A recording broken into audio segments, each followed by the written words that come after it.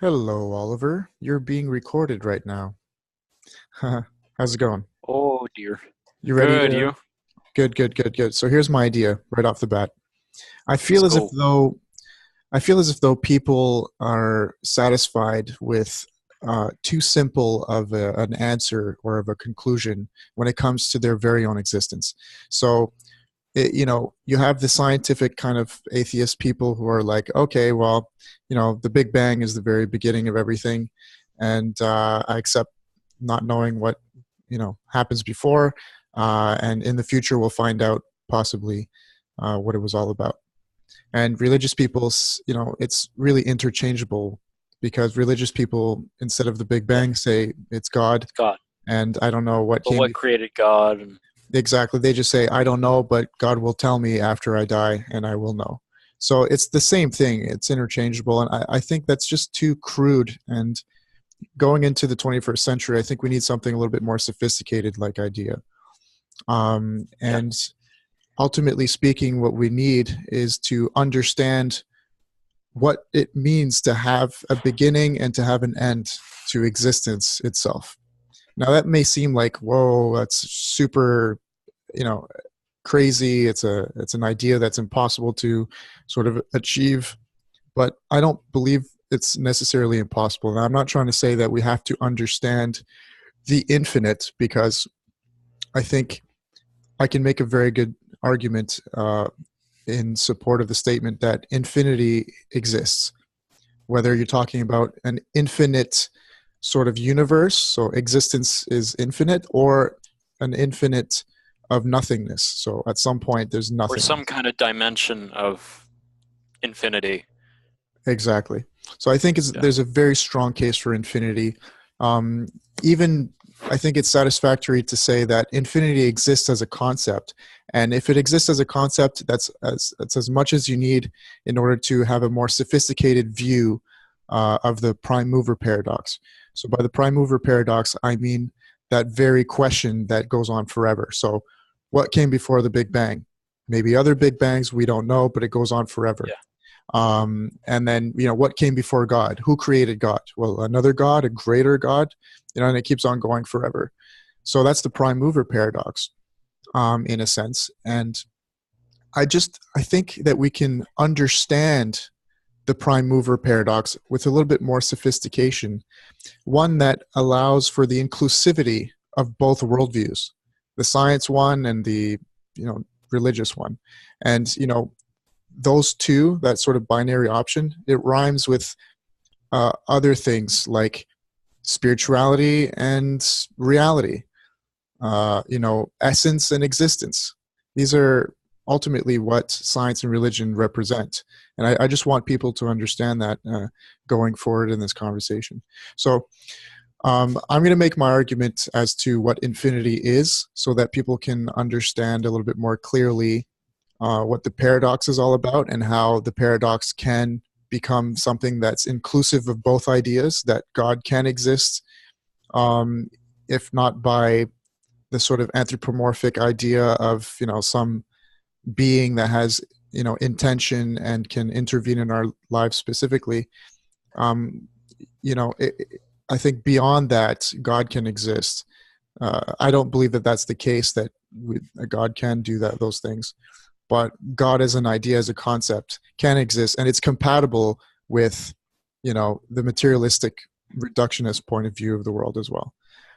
Now, having said all that, I know that you have been working on some kind of um, practical philosophy that will allow people to, I guess, live out a life that uses the spiritual concepts of God and soul in a manner that is a lot more sophisticated and has the ability to be compatible with a worldview of sort of science kind of based reality.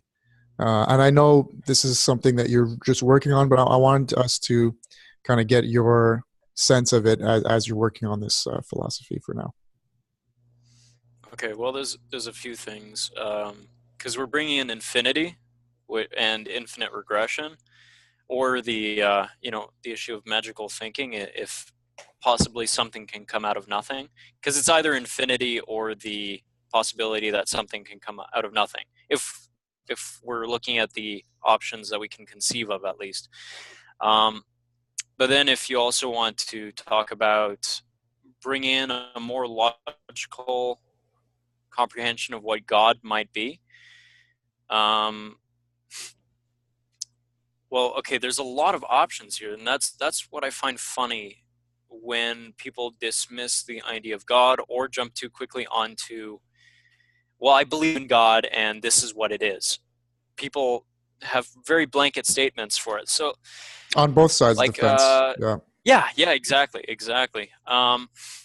Because it could be so many fucking things, and the idea that if we live in an infinite uber like multiverse, which a lot of scientists are starting to believe, not to say that it is the case, but if we are in a massive infinite pretty much universe, then why is it so hard to conceive of an idea that there might be forms of intelligence that are so huge, so universal, like on a certain level? Well, in fact, if it's infinite, then sooner or later the numbers have to add up to the point where it arranges itself in a way that could resemble a brain, for example. We could be inside a massive brain that is self-aware and so intelligent that it is aware of us and everything else in it. And That's if you keep going on to this idea of infinity, if it literally is infinite, then it's inconceivable of the idea that it is not on certain levels self-aware, yeah. That's dude. because That's it such has to arrange itself. a very interesting way to put it. That's very well done. So I just want to ground that in an example so that people can really understand what you're saying here. Think about how there's the GI effect. I'm not sure. That's just what I'm calling it. But you know What's that? how I'm calling it the GI effect, but there's an actual name for some situation where American soldiers landed on an island with an indigenous tribe there. And because there was a military that had landed there, these people thought that those those men from the sky were gods, right?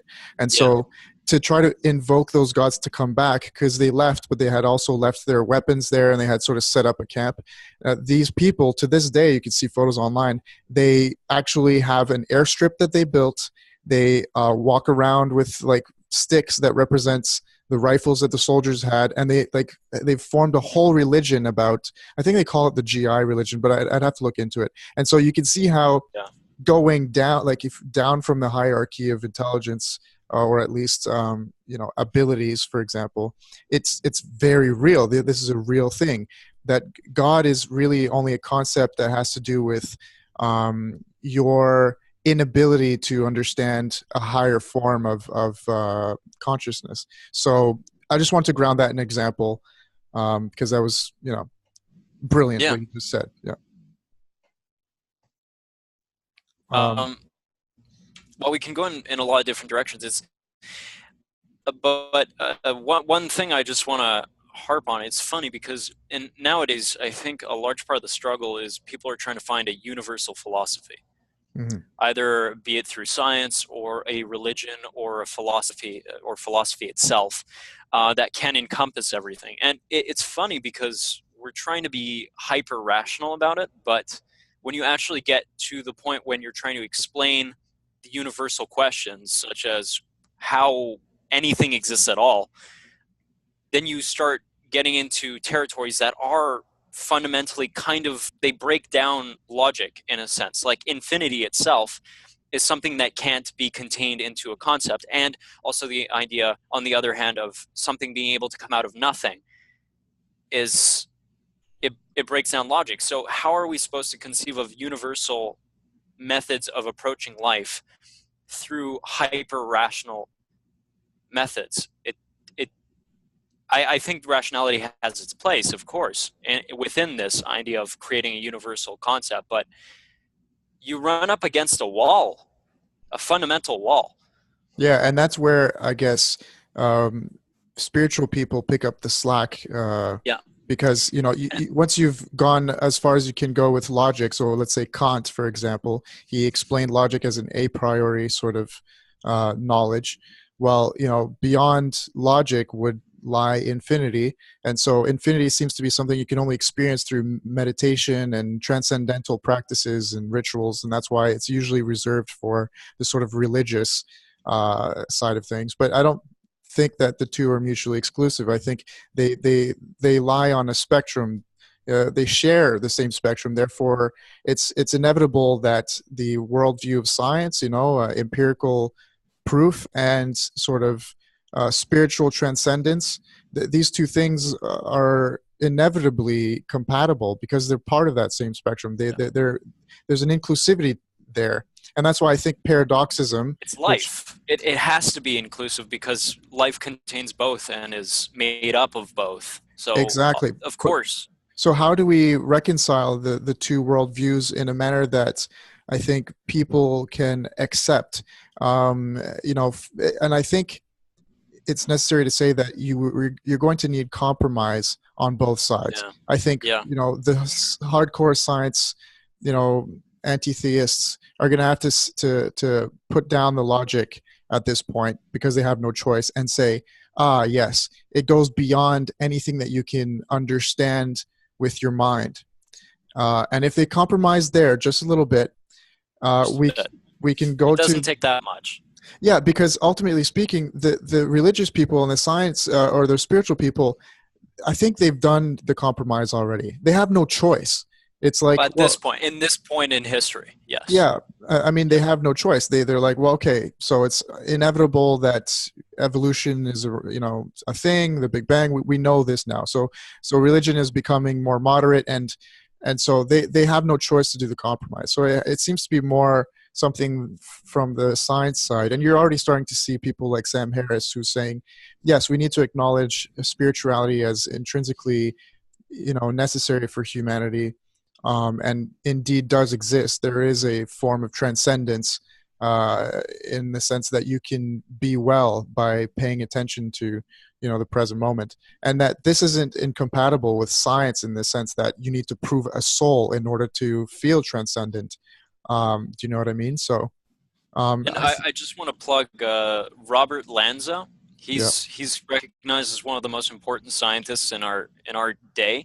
He has a series of books called Biocentrism, where he talks about consciousness perhaps being more fundamental than matter, and he's as legitimate a scientist as you can get. He's working on some of the most cutting edge stuff out there right now. Everyone should look into him. yeah. Just to put this into context, it's not completely illogical, and he has plenty of very, very, I guess, first premise ideas to introduce this to people. It's not that hard to understand. No, and I think that the proof is actually very readily available. I mean, if you take psychedelics, I think this is why Joe Rogan is so interested in into this kind of stuff, because if we understand consciousness as being more potent because of a more concentrated, I guess, brain, or like the capacity for consciousness goes Or up with the brain capacity and of the nervous intelligence. system gives it a structure and a Exactly. context. So, but it's very clear that there's a hierarchy there, and there's a correlation between the more there's intelligence, then the more the consciousness has the ability to encompass greater abilities that we currently don't have. And so when you take a psychedelic drug, for example, you seem to have abilities, or even like MDMA, things that aren't necessarily psychedelic, but very, they act on the regular neurotransmitters and dopamine levels that you normally feel every day, but they just increase them to a level that you can understand. You have this clarity that comes to your mind and your body that you normally don't have. So we know that there is something to understand outside of the realm of our consciousness as it normally is.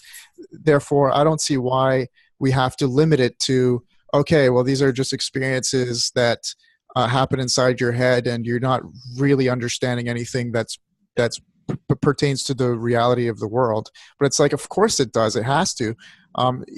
Even by materialist reductionist views, it has to. If you say that everything is material and everything that exists is only an interaction, it's just a causality between two material sort of things, then ultimately speaking, you're actually in favor of the idea that a greater consciousness exists, a greater understanding of things exists, right? Well, for a few reasons. And first of all, I just want to introduce this basic transcendental argument for the purely materialistic point of view. It may be true that everything is just material, but if that is true, well, you can't really know anything else. If all you can know is through physical exchange, then how are you supposed to be aware of something beyond physical? So it might still exist, but it's impossible to be aware of it if you really believe in the materialist point of view. So Yeah. it's self-refuting. It's self-refuting ultimately. Yeah, that's I think you're talking about Mary's Room. That's like I think it was a philosopher in the late 70s or 80s who came up with I a. think I've heard of this. Yeah, Yeah. it's a thought experiment that demonstrates what you're talking about. Is I think it had to do with a scientist, and if she had studied everything about color, but she lived in this room and it was black and white. She saw everything in black and white, and just had absolutely no color. She was black and white herself and everything, but she knew everything that there is to know about how color works, what color is, how color sort of appears in our brains due to the reflection of light hitting certain cells in your eye, that kind of stuff, like all the information she could know. But then when you introduce the actual color, would she actually see red? Would she see the color? Would she recognize it? Would she be aware of it? And so this is an interesting kind of thought experiment, because the guy who came up with it apparently reversed himself. He later on he said, well, ultimately speaking, the materialist reductionist view really doesn't explain knowledge. There's always something that you can become aware of through the act of consciousness rather than just the act of learning information. So you almost need to experience something in order to know a part of it, Yeah. rather than just know every other fact that lies around the actual intrinsic physicality of it. So it's like, can you really become a woodworker if you've been told how wood grain works and all that stuff for years and years, and then you finally get your hands on a piece of wood? It'll still take you years to be able to work with it, because you have to learn to experience it. You have to. exactly. So I think, philosophically speaking, you're almost giving the scientific method its oomph, its spirit, because people say with the scientific method, well, you need to see for yourself, right? So that's very much an experiential kind of thing. It's the fact that you're only going to attain higher knowledge if you experience it somehow. So you set up the scientific method that allows you to determine an experience that you can therefore prove that knowledge, right? Mhm. So I think that's something that people should think about in that sense, because then it breaks down the wall between science Mhm. Right. and Sorry, I'm closing some stuff here because the my connection is really bad. yeah, no problem. But this sort of, I think, encapsulates that idea that we need to stop seeing religion and spirituality as sort of separate things. But now let's go back to the root issue here, that I wanted people to understand the prime mover paradox on some level, that it makes it satisfactory to feel like the two are compatible.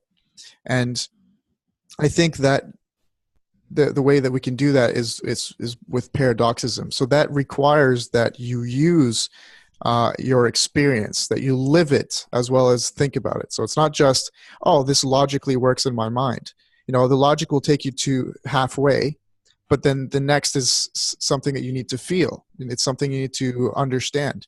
And so if you give any credibility to feeling existential when you have a conversation with someone, or when you see a beautiful sunset, or when you get out of a movie and it was just mind-blowing, that existential feeling, if you give any credibility to that as being proof of some higher concept, some higher ability, then I think paradoxism ultimately will allow any one person to understand infinity. They have no choice to understand infinity. If you sort of combine the mind with the consciousness that seems to be imbued into the mind, or is the mind, whatever Yeah. you want to look at it as, Spend because enough time. Yeah. Spend enough time either truly appreciating something in your life or working on an art of some kind, feeling it, and it's undeniable. I mean, try to describe a color for long enough, and you'll start to have an experience. yeah, yeah. So if we look at so I want to go and try the logical sort of half of it, and then I think you can take it from there and try to you know Yeah, explain how you can practically. write a haiku. Yeah, exactly. You can maybe practically show people how to practically experience the rest of the paradox. Okay, so the paradox goes that infinity is regressive. That means that if we go to the very beginning of all space and time and existence, that there's always something to precede it. It's like, well, if God created everything, who created God? And whatever answer you come to, you can always be regressive and say, well, what created that? What caused that? Right? Um, and so that infinite regression, as a concept, philosophically and logically speaking, is inevitable. It's proven just by a priori knowledge, right? So that's the And paradox. can I just throw in Sure. on the other end of the scale? It's like when a child asks why about everything, and Yeah. then at some point you just say because. Well, that's what we did with the Big Bang and God. Yeah. We said, well, that's just something came out of nothing. That's just what happened, and It's that's a where it began. That's where it began, and that's just how it is. yeah. Well, I mean, why is it just the way it is, and what is that thing that it is? Yeah. And That's you it's have to it's ask those questions. you can break down the word because. It's like before a Yeah, cause, and I think some people have come up with this sort of satisfactory notion that it's just a brute fact, and I think that's what Bertrand Russell said, right? He's like, I shouldn't, kind of question existence. It just is. It's just a brute fact. But that's not enough. Obviously, people, you know, can't stop at that. They never do. Even if you try to, as a scientist, for example, you're going to develop some kind of theory that allows you to feel existential, right? So you got like scientists going into this string theory type stuff where it's like multiple universes. You know what I mean? Like you can't escape religiosity, or at least the need for transcendence. This is something that everybody does, whether you do it through science or through spirituality. It's an unavoidable fact. So, having said that, when it comes to like understanding infinity up as far as logic can make you understand it, here's how I explain it. And it's that if you take the prime mover paradox, which is what we just explained as being infinite regress, then you have to look at it in terms of physics, the material world. So if you go at the edge of the universe, okay, the edge of existence, so an actual space construct. If you go at the edge of that space construct, there are only two things that you can find, right? Either nothingness, right? If you could, find it, because I think probably it would just yeah. you would go to the edge of the universe and you would just come back to the starting point or something like that. But if you could get on the outside of it, there would obviously be a paradox, because you can't get on the outside of existence to observe it, because there's nothing there for you to do you know what I mean? There's no medium Yeah. wherein you can observe Well, something that exists. and even if the matter stops, but there's infinite dark space, and you're floating outside of the matter that you can see in the stars, let's just say it's all matter and stars, this giant ball of these things, and you go really far out, well, there's still this empty space. And Yeah. where does that come from? That's still something. Yeah, that's a construct, exactly. And so even if you were to remove space, there is no blackness, it's absolute nothingness, but your consciousness is aware of itself as being existing. You're experiencing absolute nothingness. Well, that experiencing, whether it's consciousness or whether it's something or nothing at all that's experiencing itself, is something that exists inherently speaking, by virtue of there being an experience there. It's Even one of though the there's, things that we know exists the most because it's the one thing we yeah. have no choice but to know exists. It's the cogito, right? Cogito ergo sum. I think, therefore I am. Yeah. So even if you had no space construct at all, and there was just an experience of consciousness somewhere, then existence obviously exists. It's there. There is an existence. So from the point of view of existence, it seems to be infinite. It closes a loop on itself because we exist without the ability to not believe in existence.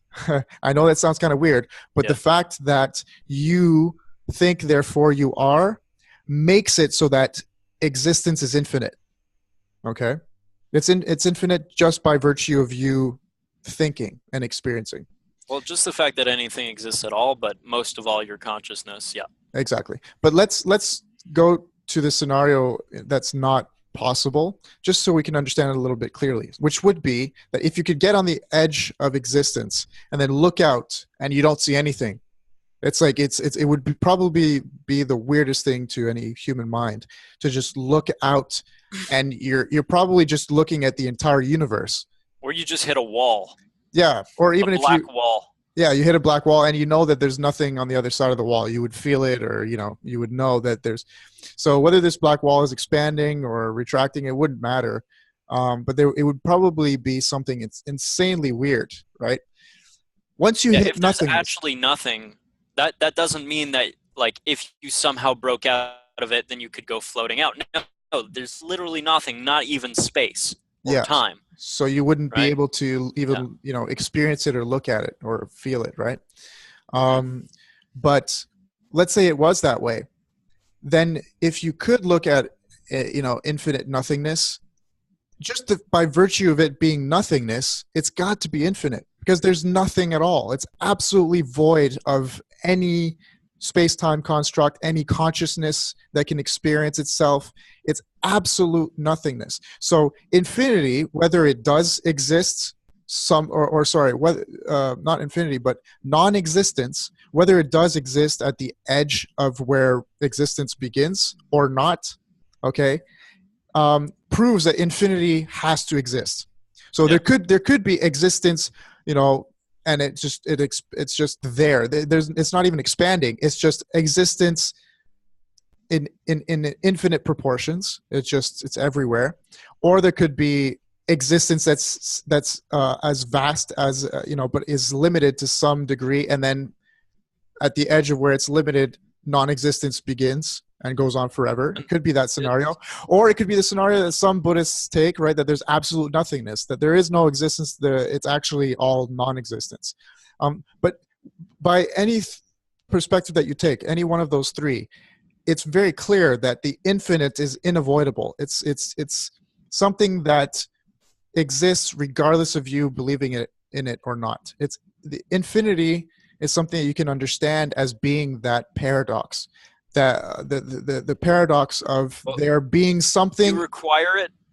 Yeah, you require it to be able to not believe in it in the first place. Exactly. And that's the way I was just about to end it. You just, you popped my bubble. Is fucking beautiful though. So basically my statement to say, it was necessary to explain all that so that someone can get that existential feeling, right? We had to experience it. So we talked about it to some degree. But ultimately speaking, it's very simple. Existence necessitates nothingness. You just said it. It's as simple as that. Something existence necessitates nothingness, and nothingness is proof that, or actually both coming together is proof that in the infinity or the infinite exists. Okay, And I we mean come back to what we were talking about in a not long ago with information. Information itself is the contrast between something and something not being there.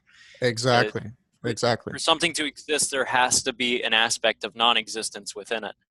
exactly. So maths have already proved the infinite, but people always say, well, maths doesn't necessarily describe the universe as it really is. Or matter and the space-time construct. I mean, it doesn't necessarily do that, because obviously if we do maths within our 3 dimensions, it breaks down at some point, and that's why you need alternate dimensions. So you know but maths does prove the infinite. It might not be a perfect representative model of the construct that we live in, but it does represent the infinite. It does prove the infinite. The numbers can go on infinitely. What we just did, though, is philosophically proved that matter and the space-time construct that matter lives in is also something that is tied to infinity in some capacity, right? Therefore, the next step is to feel it, is to experience infinity, right? Um, so science, empiricism, thought, and experience, we can bring these 3 together now and say, wow, there's no reason for why I can't believe in God, and why that belief in God can't be consistent with science and the scientific method and empiricism and rationality and logic. They're all ultimately one and the same thing. It's just that we're still sort of fighting between each other as to ridiculous details. Obviously Yeah. speaking, there is no anthropomorphic God where it's like, oh, I know what James Sirois is thinking about right now, what he wants, and I'm going to intervene to give him what he needs, because that's ultimately what he wants in his future, because I'm a smart God, right? No, it doesn't work that way, and we know that it doesn't work that way. That's what I'm saying. We need to compromise and get rid of these little sort of like debates about God and what it is and what it is not. Ultimately speaking, we're, like you said, we're all looking for some unifying theory, whether that's through science or through spirituality. And that unifying theory has to do with the infinite. We're trying Yeah. to encapsulate and understand infinity here. And Exactly. we, I think, through this conversation have just proved that it's inevitable. You have no choice but to understand infinity. Do you know what I mean? Or to include it in your worldview. Exactly. And so, well, no, that's where you have a choice. Where you don't have a choice is the proof that infinity exists, that the infinite is something real. And Well, I therefore, mean, if you want a universal theory, then you have to it has to be accurate. So yeah, but it has to have room for infinity, is what I'm saying. exactly. And so Yeah. Okay. there's nothing to debate there. It's proof that, science and religion are compatible, and it's all inclusive. And it's just that you have to experience the paradox in order to understand that. But how do you go about experiencing that? That's ultimately what I think Mm. you as a philosopher have, like, desired to create. I think the conversations that we've had in the last couple of years that we know each other, you really have taught me that it's necessary to live in a certain ways, in order to reach that kind of well-being, right? Mm.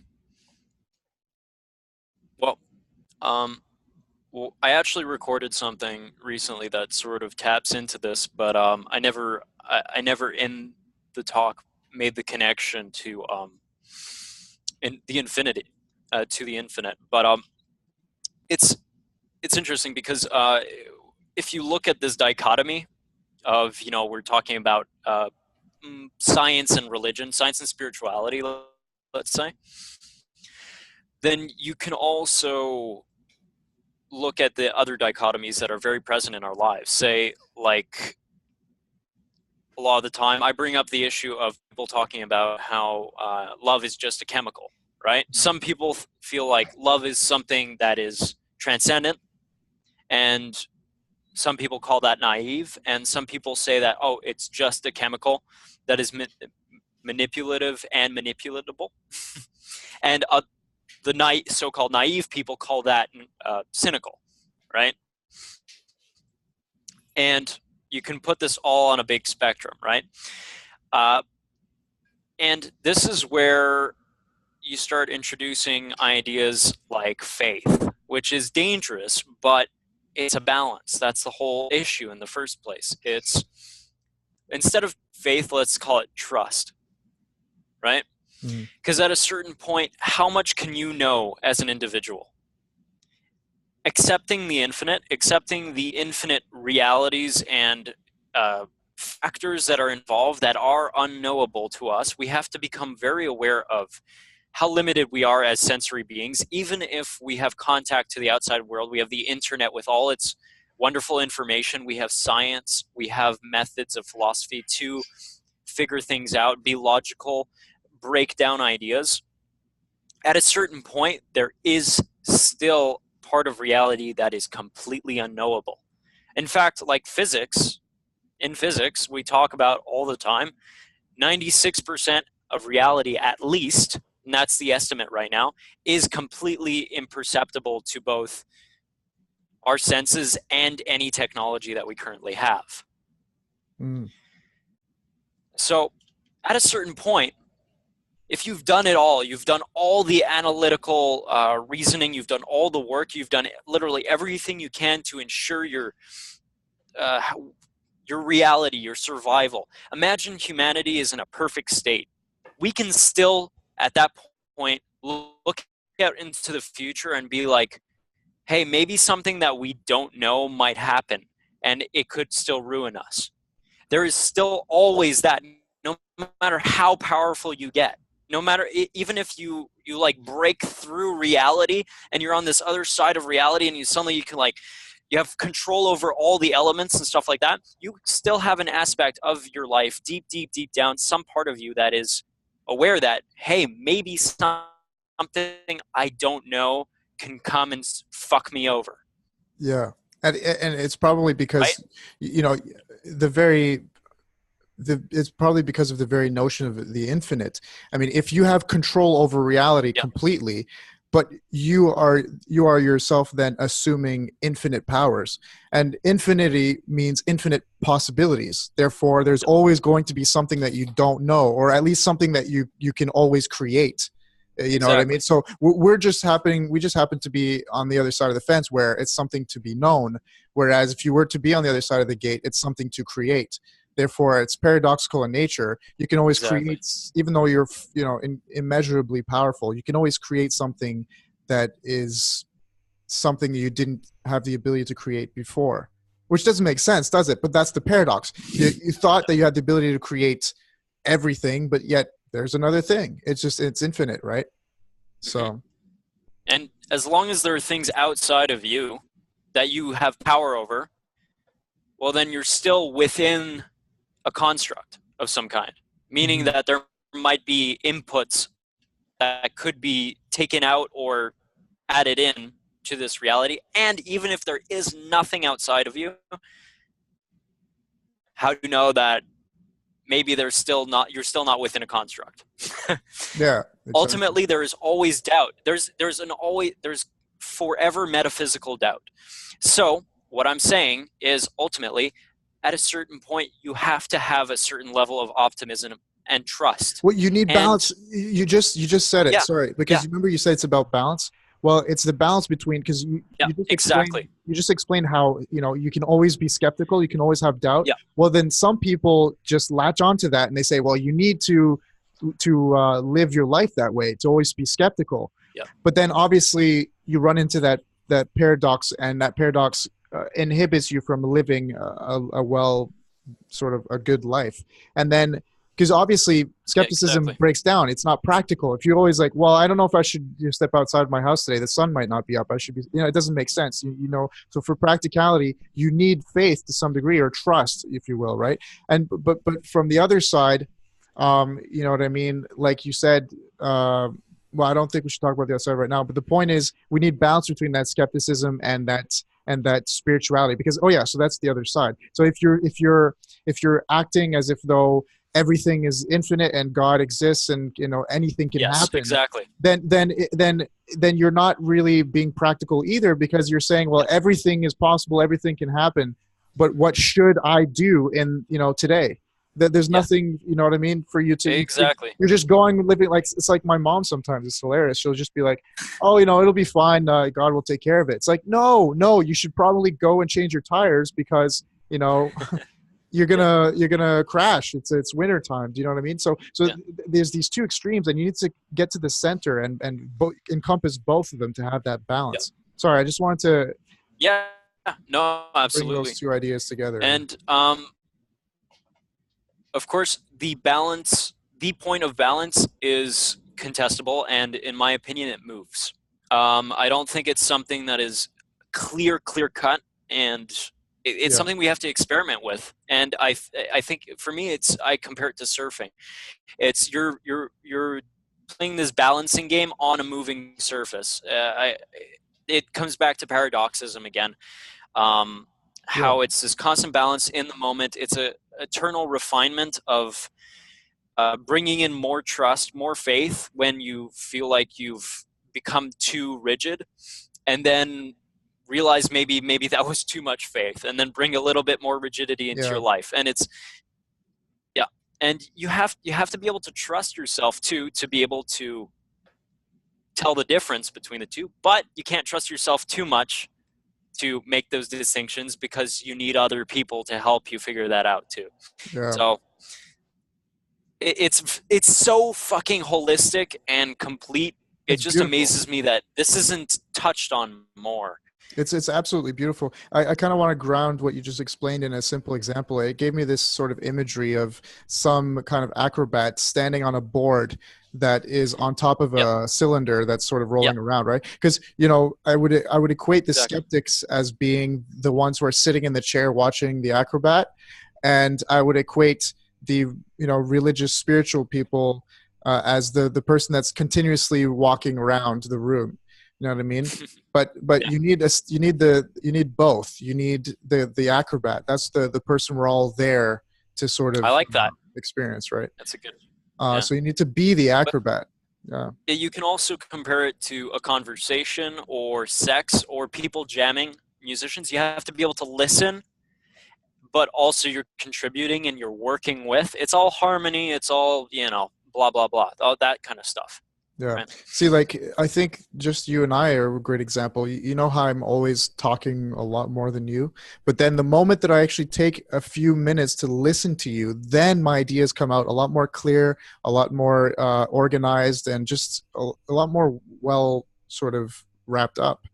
Yeah. So And I'm trying. it's not necessarily that in this conversation, if you recorded it and you calculated how much time I'm talking versus how much time James is talking, it's going to come out to 50-50. That's not balance. We all have different ways as well. So the balance is not just in No, it the doesn't work out. quantifiable, yeah, Yeah, it doesn't work out like a amount sort of of time. a math thing. Yeah, it's just like you and I have been working at trying to get that balance between each other, and it seems to be that I I inherently naturally speak more than you do, but Mhm. we keep a it's almost like it works better when it's 70-30 between you and I. So you would represent And 30, I would represent that's 70. most of the time. Yeah, That would be an average. Maybe at some point I'll talk most of the time, but exactly. chances are that won't be most of the time. Well, We're always working on that balance. exactly. It's something that's changing, and that's what friendship is about. That's what doing anything in life is all about, right? You're always trying to strive for better balance, making things you know a lot more I guess cohesive and better, and that's part of the beauty of experiencing life, right? Yeah. And that's a big issue I see in people's relationships. They see someone who is at a certain point in their life, and we're never completely balanced. As long as we exist, we're not 100% balanced in a way.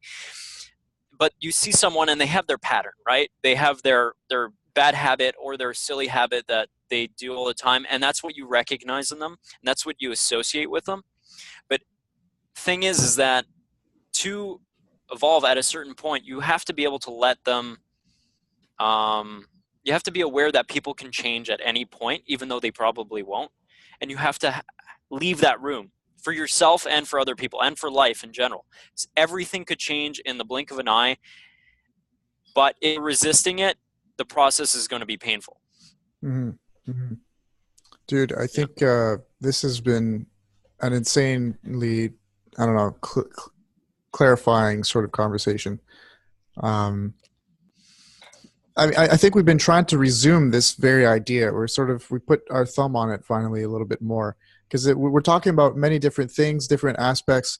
Like I remember I said I call it the manifold of truths. So we could be talking about epistemology or time or physics or transhumanism or whatever. We're talking about all these different topics, but they all ultimately revolved around that axiom that we sort of manifested here in this conversation, right? It's all about that higher balance, which ultimately means to understand infinity, to always strive to encompass infinity, you know? Mm-hmm. Yeah, there you go. That's a good way to put it.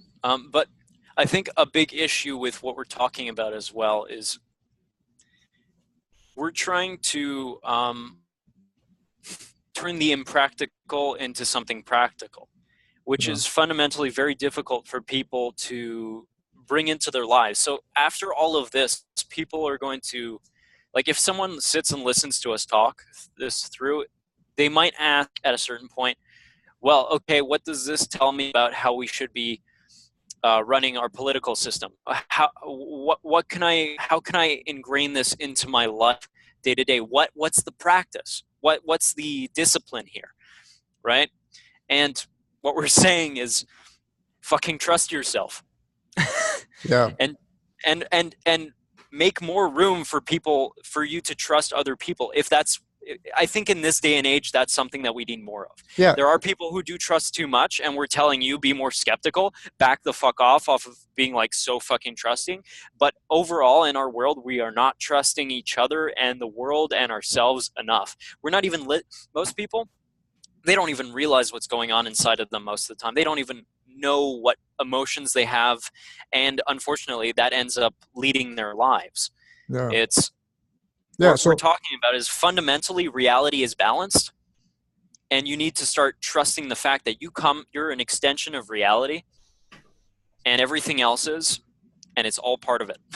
exactly. And so, you know, for, like you said, we need some kind of practical application here. And that, Yeah. to me, what you just explained ultimately means that you have to learn. You have to be open to learning, Yes. continue learning. Because, you know, you and I seem to have, I think, established some kind of well-being or higher transcendence for ourselves through philosophical thought, right? Whereas I think other people reach that, but through other means that are, to me, I guess, to me personally, more complicated. I mean, to go and have to understand what we have come to understand here tonight, but through, you know, years and years of going to church, for example, or years and years of meditating in a cave, I think those are too extreme. Whereas what you and I do is we practice, we talk, we learn. That learning is ultimately the Yeah. you know, and this is why I think the religion of the future seems to be dataism, right? It's this sort of information flow, this fluidity that flows between people, is very sort of attractive. And we're starting to see it online, right? I mean, that's what the internet is all about. It's just that that fluidity becomes a little bit too crazy. I mean, obviously it has to be constrained to some degree for your own life. Because if you're just going to jump onto the internet, there's no Yeah. constraint, there's no channel, there's no way to live a practical and you know, good life, because then you're just assimilating with all the information out there. So it's like you said, you need to trust yourself a lot more, to go out there and learn. You know, Yeah. that's the message that we're really sort of putting together here, right? Hmm. Yeah. And also that going out in the world, engaging in the world, it has kind of an equalizing, balancing effect on yourself. Uh, it, it, it it's like going out and practicing surfing. I'm going to keep coming back to this metaphor, but you have to practice surfing to develop better balance, Mm-hmm. and it's a constant practice. If you don't keep it up, and the waves get bigger, then you're going to have a hard time keeping up. It's Yeah. engaging with reality, constantly listening to reality, like listening to the wave. Mhm. That's it. That's what it is. Yeah. Get Yeah. better at listening. Yeah. And obviously, I think you need to put yourself in a position where you're listening to things that you normally wouldn't want to listen, because that's the trick here, right? If Yeah, you're yeah, just trying to listen where someone is saying something, or someone is writing something, or whatever it is, but you're really keeping your ears open and your eyes open only to see and hear the things you want, then you're not actually learning anything. You're yeah, just, you're just sort of being self-involved, and obviously that crashes around you. And this is why, you know, religion is too dogmatic. I think, religion could exist in a manner that is a lot more fluid, and therefore you would get that better balance, right? So I see it yeah, in terms of two examples. Jesus, I think, understood, whether he existed or not doesn't matter, but the concept of Jesus saying things like, I am, um, follow me, only through me can you, get to the, gates of heaven, all this kind of things. He was a very infinite minded dude, right? Everything he said always yeah, came yeah. back to the infinite being channeled through himself. Now, the problem with that, Yes, exactly. I mean, it's a good thing, because he's making other people understand that, I'm the example here, but Yeah, you have to do it, right? Like that, but people sort of took that too literally, and they said, okay, so Jesus is the one, that you have to follow, and then we have to do everything that some other dude in a black cassock is going to tell me Jesus said I should do. This became all complicated, but Jesus's message was very, ingenious and simple, and but it was paradoxical in nature, something that regular people and humans were too dumb to understand. So it was easier to just say, follow me. But yeah. what he meant was We follow yourself. Now, if we were to we take put a that idea, face to things. exactly, we anthropomorphize it. But now if we were to take that idea and add it to the Buddhist sort of ideology, right? Because here's what the Buddhist message is. It's transcend yourself, okay? And once you've found yourself, you know, transcend that continuously. Because the saying, if you meet the Buddha on the road, kill him. That's because they understood that if you're trying to look for well-being, if you're trying to find spiritual transcendence, once you think you found it, then you've started crystallizing yourself, and you've Yeah, started being too rigid, and so you'll never actually find the Buddha. It's not about the Buddha. It's not about the dogma. So if you were to sort of merge these two ideologies, right, that would be better balance. And I think that's ultimately speaking what philosophy has been doing in the last couple hundred years. Is you got guys like Schopenhauer, I think one of the first who took a real interest in Eastern philosophy, and he said, well, wait here, there's something that we can reconcile between these two ideas, right? That's just another way of looking at everything we've been talking about thus far. yeah, yeah. Absolutely.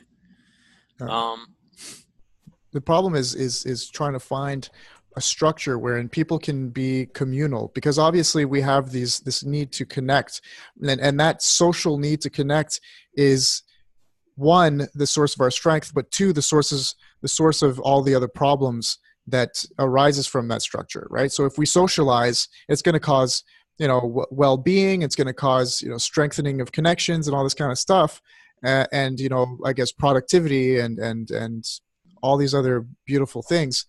But it's also going to cause problems. It's going to cause inequalities. It's going to cause jealousy. It's going to cause, you know what I mean? So yeah, how do we set up something that can appeal to people's religiosity, which is that need for a ritualistic sort of engagement with other people in a communal setting? So like we can see people going to the church, drinking wine and pretending it's blood and all that kind of stuff. That appeals to your sort of need for a religious experience, this sort of, transcendental kind of act.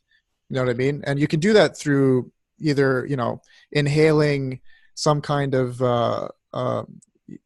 incense that makes you feel high in church while drinking wine. some Right? kind of incense. Yeah, Yeah, exactly. very funky Or incense. you can go and do that while baking in some yoga studio, You know what I mean? Getting all dizzy with some kind of herbs being added to the steam. You know what I mean? But ultimately speaking, you can see how there's no difference between any spiritual practice.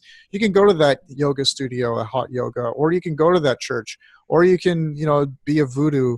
That religiosity seems to come back and permeate everybody and everything. It's something that is an intrinsic need. The problem is to divorce it from the dogma that will ultimately impede your transcendence. It's really strange. Yeah. Yeah. No, absolutely. Well, something I like I think you're going to have to, to it just cut off. So I think you're going to have to, come in. Well, the number one things is food, shelter, right? And if we brought more of a kind of attitude of sacredness to these concepts, Oliver, can you hear me? to food production and and food preparation and food consumption, that could be part of the ritual. I think you froze for a minute there. Yeah, Oh no, did you freeze again? yeah, I think we're both Damn it. freezing. Yeah, it's You're starting to, cutting out a bit. it's coming back. It's coming back. Just if you could just Yeah. reiterate what you just explained. Sure.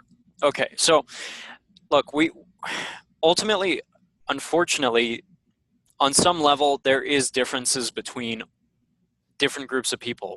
We really can't avoid that, and the more we try to mash each other together, the more those differences end up clashing. But there are fundamental similarities between all humans, such as our absolute fundamental needs, such as food. Let's just take food, for example. So food production, food preparation, food consumption, I guess, as well. We could turn that into more of a sacred ritual. And I think this is where a lot of spirituality came from originally, is if you see the difference, I believe culture springs out of cycles of nature. People being in tune with what's growing, what food is growing, what are the cycles of the animals, you know, migrating and all that. We follow those things. So different times of year, it Seems to be cutting out involved again. different. These things had us in sync. Are you frozen again? Yeah, it was Did freezing you just freeze there again? yeah, we're both sort of freezing. But Okay, where did I end?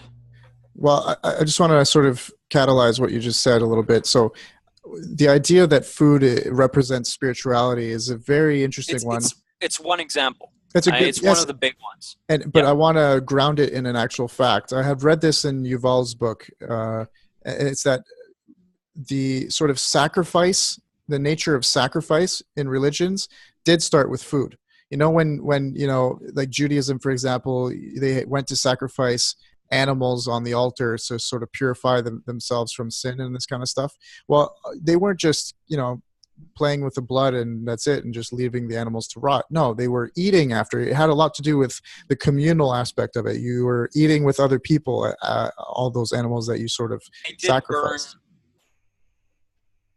Hmm? Apparently, they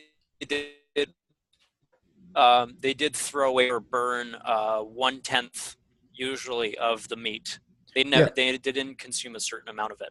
By the way, that's No. part of the actual concept of sacrifice. Yeah, Yeah. exactly. But obviously they ate most of it, and that's the point, right? But you can Yeah. also see how spirituality permeates even things like sports, or you know, because sports today, especially football or soccer, it's almost like the new religious practice of war.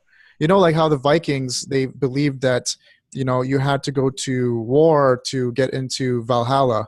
You know, this was a thing of honor. It was a very spiritual thing to go out and fight and kill. Well, you know, that really translates today when it comes to soccer. I mean, you see all these riots. People will fucking kill each other if their team loses or something like that. Um, and so there's a very spiritual ritual behind sports today. So you can see how anything that has to do with food and community and competition, things that are all important to a human being, and how human beings came to live and survive and thrive, all have an intrinsic connection to spirituality. They're one and the same. They go hand in hand because, human beings became human beings by doing those things. We became humans by cooperating with other people. So if that had to implicate some kind of game to better sharpen our communication skills and commune, then that's what we would do. We would, create games. You could even look at this in nature. A lot of bears will, or mostly wolves, all animals when they're puppies or very young are going to sort of spar and kind of have a communal experience that way. And that it has translated into spirituality with Homo sapiens. Mm-hmm. Yeah, absolutely. Well, what I'm saying pretty much is bringing a deeper appreciation to these things. Well, if we value these things more as opposed to some kind of conceptual concept of what spirituality is, I mean, just sitting and breathing. It's not someone says it's spiritual. It's because it's fundamental, and it also feels good, and it makes you appreciate life. It's these things that allow for pure practicality, but also a deep. It makes life worthwhile, right? So like sitting and like breathing consciously makes me feel like it was all worthwhile. All the bullshit I've been through, you know what? It's okay. I'm still alive right now. That's good. I can breathe. That's really, I'm happy for that. Having a good conversation with someone, sex, moving my body, being outside in the sun. These are all things that we could all celebrate. And if we brought more awareness into the very fucking miracle that these things exist, that's all we need, because it gives us something to love, first of all, and that will give us the motivation to learn more about them and make them even better, and learn how to work with them in the best way possible, and how to produce food better, how to share food better, how to bring our communities closer together. Because science is a great tool to help these things, but it doesn't tell us that these things are worthwhile. Yeah. That's the issue. But that's an interesting one. Yeah, it's true that all we need is each other. That's the way I could resume everything you've just said. But we tend to have this feeling of dissatisfaction, or at least confusion as to the authority that hands down meaning and purpose. And again, that's something that we have to go back to the paradox with, because ultimately speaking, purpose is intrinsically linked to the infinite. Because if everything is infinite, then purpose doesn't have the quality that we try to prescribe to it, which would be something that starts or something that is fixed. Because obviously it's kind of like, the infinite regress that we were talking about earlier. Well, what created God and what created that which created God, and so on and so forth. Well, you can do the same thing with purpose, right? Ultimately speaking, purpose is something paradoxical. It's not something that you can come to a conclusion with the same way that you can come to a conclusion when it comes to a football game, right? It's like, okay, well, Germany won, France lost. It doesn't work out that way. It's not a mathematical equation. So I think if people understood that with a bit more sophistication, which I think, we're heading in that direction, I think people will understand that in the future. And then you might have some kind of high-tech civilization that's also spiritually kind of balanced, because they understand purpose on that level of paradox. or paradoxical terms, then ultimately speaking, we can hope for something that will tell us that it's all worthwhile. And it's that, again, I think if you assume the paradox, then you realize that it's worthwhile because it's inevitable that it's worthwhile. There's no choice for it to be anything but. It's all infinite anyway, so it's there. I mean, what, you're going to go and strive for the opposite of infinite? You're going to go for the finite? You're going to try to stop progress and make things ugly and destroy existence? You're just going to revert to nothingness, you know? What's happening in the world, man? That is literally the subconscious philosophy and force that is motivating a lot of people. Yeah, yeah. It's kind of like ultimate perfection is nothingness. It's just pure destruction. But like I said, the two necessitate each other, and that's why that is a point of view, and it's a valid point of view, because you could say that absolute nothingness is perfection, but that's not the case that we're in. We seem to be on the side of existence, of everything but nothingness. So why would you go against the nature of the thing that you inhabit? It doesn't make any sense. You know. Anyway. I think this is a good episode, and I think it opens up a segue for more discussions later on about how we can sort of really create ideas that would implement this philosophy that we're creating and sort of make it practical. So, like, well, what do we do? Do we create a sort of community-based ritual that encompasses the I guess, practice of transcendental meditation while, reading about, paradox? You know what I mean? It would be some sort of weird pseudo-religious kind of practice. I'm just spitting out ideas. I don't really think it should be like that. But I think this has been a good conversation. It's definitely leaving some open, conversations out there. That's the point of infinity. There's always more. I mean, we could go on in circles around this, but when it comes to how we actually should live our lives, I mean, that's something you have to figure out right here, right now for you. Stop listening to other people on how to do that. Of course, people can offer you clues. That's the point. But no one person is going to tell you how things should be, except for you. Exactly. So listen to other people to understand them, but don't listen to other people so as to understand what they tell you should be like. Yeah, that's a very good way to put it. Us included. Yes, us included. Us included. Absolutely. This is something they have to figure out for themselves. But I hope that we're sort of giving a inspiration and a better example as to, how you can attain that higher ideal, right? Anyway, I'll let you go, brother. Merry Christmas. Absolutely. Merry Christmas.